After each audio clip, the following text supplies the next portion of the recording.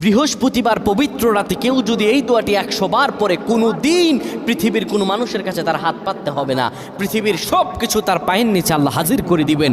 দারিদ্রতা থেকে মুক্তি দান করবেন, বিপদ আপদ থেকে মুক্তি দান করবেন, তার সম্মানকে সুউচ্চতা দান করবেন, অসুস্থতা থেকে দূরে রাখবেন, আল্লাহর অশেষ দয়া ও রহম তাকে দান করে দিবেন। সুবহানাল্লাহ। বৃহস্পতিবার রাত এটি গুরুত্বপূর্ণ রাত। এই রাত সপ্তাহে একদিন আসে। আরবিতে রাত আগে আসে, দিন পরে আসে। সুতরাং বৃহস্পতিবারের যে দিন গিয়ে রাত, এটি বৃহস্পতিবার রাত নয়, এটি শুক্রবারের রাত, এটি জুমাবারের রাত, এটি দোয়া কবুলের রাত, আল্লাহর কাছাকাছি হওয়ার রাত। সুবহানাল্লাহ। এই বৃহস্পতিবার রাত আল্লাহ তাআলা বান্দার দোয়া কবুল করেন। কেউ যদি বৃহস্পতিবার রাতে ঈশা নামাজের পরে পবিত্র হয়ে ইয়া হাইয়ু ইয়া হাইয়ু ইয়া হাইয়ু ইয়া রফিয়ু ইয়া রফিয়ু ইয়া রফিয়ু এই দোয়াগুলো পড়তে পারে 100 বার, আল্লাহ রাব্বুল আলামিন তার